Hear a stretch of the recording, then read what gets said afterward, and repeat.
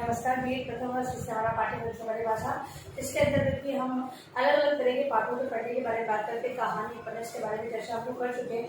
आज हम लोग कविता की बात करेंगे। क्या होती है कविता? बालकों को, छोटे छोटे बालक होते हैं, उनको तुकबंदी संबंधी कविताएं बहुत पसंद आती है, जिनके माध्यम से उनके भाषाई विकास को हम लोग सरल बनाते हैं। क्योंकि कविता उन्हें पढ़ने में, बोलने में उन्हें रुचि होती है, इस हेतु पाठ्यक्रम में भी कविताओं का समावेश किया जाता है। ये कविताओं का समावेश इसलिए किया जाता है जिससे कि बालकों के अंदर जो अलग अलग तरह के पाठ जो दिए जाते हैं, उनमें कुछ पाठ निबंध है, आत्मकथा है, कोताही के पाठ होते हैं, ये थोड़ा इनकी जो भाषा होती है थोड़ी क्लिष्ट होती है। इन क्लिष्ट भाषाओं के साथ ही कविताओं का भी समावेश इन पाठों के अंतर्गत किया जाता है। तो कुछ कठिन जटिलताओं से लिए पाठ तथा कुछ कविताएं, इनके माध्यम से बालक के अंतर्गत जो पाठ्यक्रम को सहज रूप से वो स्वीकार करते हैं। कहने का तात्पर्य ये है कि जब वो कठिन विषय वस्तु को पढ़ते हैं, उनके साथ साथ जब सरल विषय वस्तु आती है तो उनकी रुचि उसमें और उसमें दोनों में बनी रहती है। इस हेतु पाठ्यक्रम में कविताओं का समावेश किया जाता है। अब कविताएं होती क्या है, किस प्रकार से कविताओं का समावेश पाठ्यक्रम में किया जाता है, हम लोग यहाँ पर कुछ बिंदुओं के माध्यम से उसे समझेंगे। तो हेडो महान शिक्षाविद के अनुसार कविता विद्यार्थियों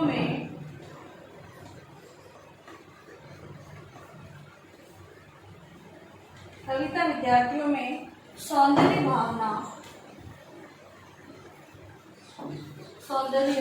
भावना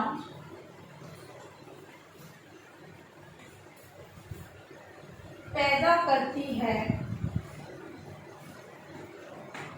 तो हेडो ने बताया है कि कविता है वो विद्यार्थियों में सौंदर्य की भावना पैदा करने का कार्य करती है।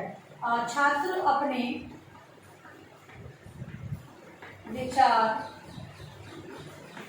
अपने विचार और कार्य में ध्वनि और हृदय में सौंदर्य की और स्वाभाविक रूप से उन्मुख हो जाए तो शिक्षा का उद्देश्य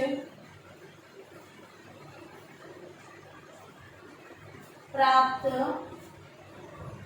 कर लेंगे।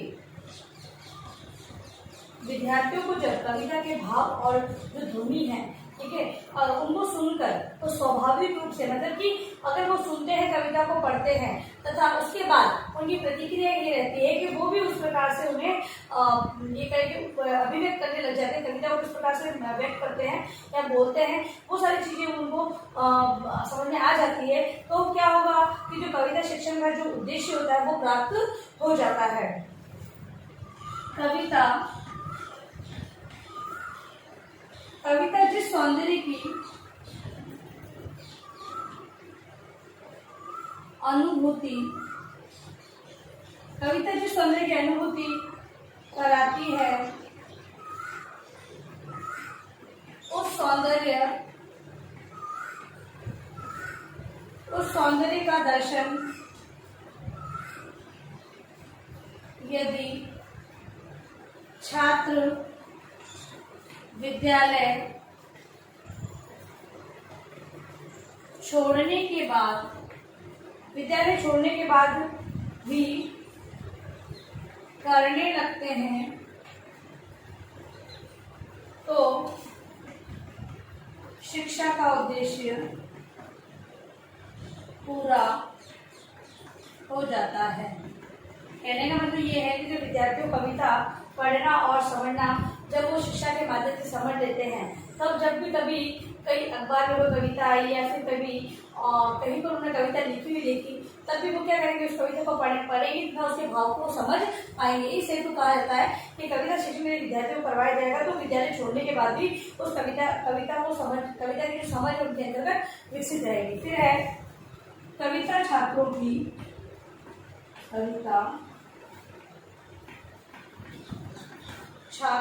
की भावनाओं का परिष्करण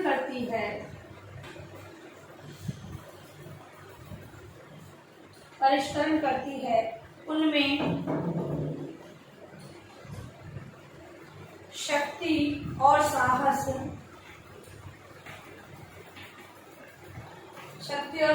के भाव पैदा कर उनको उत्तम और आकृष्ट बनाती है। वे दीन दुखियों की सहायता के लिए प्रेरित होते हैं। उनमें देश प्रेम की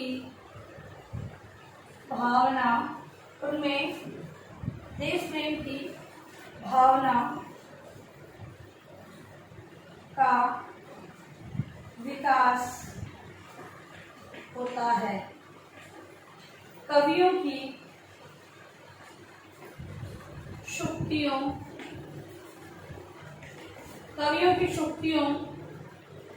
उनके आचरण को सुधारती है। अतः कविता का शिक्षण किया जाता है। ठीक है, तो कविता है उसके माध्यम से विद्यार्थी है उनमें देश प्रेम की भावना जागृत होती है। वे साहस के भाव को कविताएं पैदा करती है, उन्हें उत्तम बनाती है, आकर्षक बनाती है। विभिन्न शक्तियों का उनके आचरण, मतलब शक्तियां दी होती है उनमें बहुत सारे आदर्श दिए होते हैं। उन आदर्शों को विद्यार्थी है कविता के माध्यम से समझते हैं तथा अपने जो व्यवहारिक जीवन होता है उसमें वो अपनाते हैं। अगला है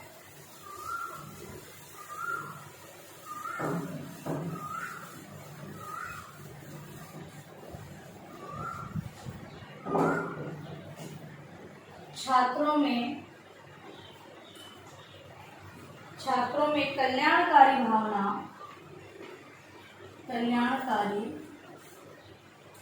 भावनाएं विकसित हो। वे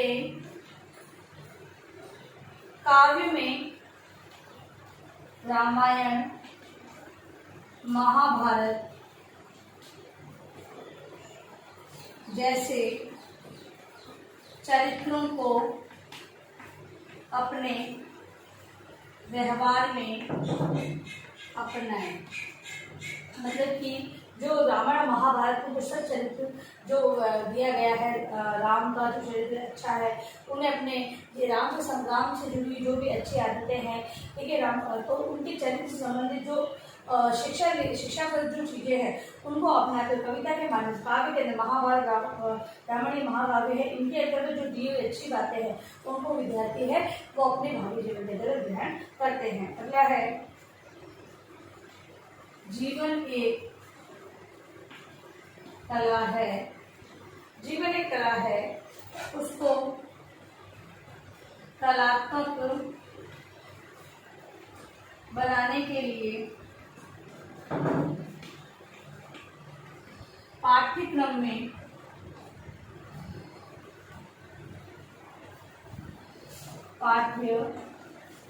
में सर्वोच्च कला सर्वोच्च कला काव्य को स्थान दिया जाता है। ठीक है, तो काव्य जीवन की कला के रूप में है कविताएं, और इसे कलात्मक रूप, लेकिन कविताओं को जो कलात्मक रूप है देने के लिए पाठ्यक्रम में इन्हें स्थान दिया जाता है। यदि ये पाठ्यक्रम में स्थान नहीं दिया जाएगा तो विद्यार्थी कविताओं से अवगत नहीं होंगे, और अगर उनके अंदर जो रचना संबंधित ज्ञान है ये कविताओं को पढ़कर समझकर अपने अनुसार कविताओं की रचना को करना चाहते हैं, तो यदि उन्हें कविता का शिक्षण ही नहीं करवाया जाएगा, कविता समझाई नहीं जाएगी, तो ये भावना उनमें विकसित नहीं होगी। तो कलात्मक रूप बनाने के लिए इन्हें पाठ्यक्रम में स्थान दिया जाता है। अगला है कविता शिक्षण को पाठ्यक्रम में रखने पर विशेष बल दिया जाता है। विशेष बल दिया जाता है यदि हम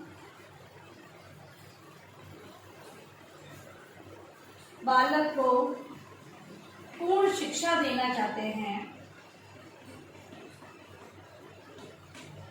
पूर्ण शिक्षा देना चाहते हैं, तो उसके हृदय को शिक्षा देनी चाहिए। हृदय को शिक्षा देनी चाहिए। हृदय की वास्तविकता, हृदय की वास्तविक शिक्षा कविता में अंतःदृष्टि, कविता में अंतःदृष्टि प्राप्त करने की होती है। कविता के भावों को समझने में, कविता के भावों को समझने में छात्रों में जो सौंदर्य भावना उत्पन्न होती है वह उनके जीवन को समृद्ध बना देती है। कविता शिक्षण का जो पाठ्यक्रम में महत्व है, पाठ्यक्रम में इस स्थान जो दिया गया है उस पर विशेष बल दिया जाता है कि पाठ्यक्रम में कविताओं का समावेश किया जाए। कविता है वो विद्यार्थियों को सीधा हृदय से छूती है, क्योंकि कविता के भावों को समझकर वो अपने व्यवहार में परिवर्तन लाते हैं तथा उनकी जो दृष्टि है, अंतर्दृष्टि है, उनसे वो उन भावों को समझते हुए उन भावों के सौंदर्य, उस कविता में जो सौंदर्य उत्पन्न हुआ है उसको अपने जीवन में, वास्तविक जीवन में किस प्रकार उस सौंदर्य को देखा जाता है। क्योंकि कविता में प्राकृतिक दृश्य दिया हुआ है, तो हम प्रकृति के सौंदर्य को समझते हैं उस कविता के माध्यम से। हमारे सामने देखने को तो है, लेकिन कविता के माध्यम से जो कविता में जो वर्णन किया गया था उसके माध्यम से जो प्राकृतिक का सौंदर्य वो और भी बढ़ जाता है। अभी मैं गृहकार्य प्रश्न,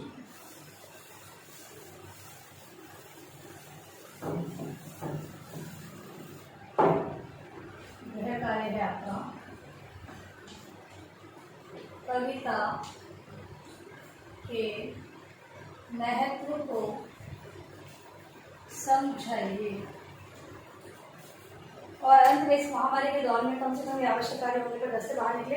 बाहर निकलते 3 बातों का विशेष ध्यान रखें। मास्क लगाए, सोशल डिस्टेंस बनाए और हाथों को बार-बार सैनिटाइज करते हैं। स्वच्छता से ध्यान रखें। धन्यवाद।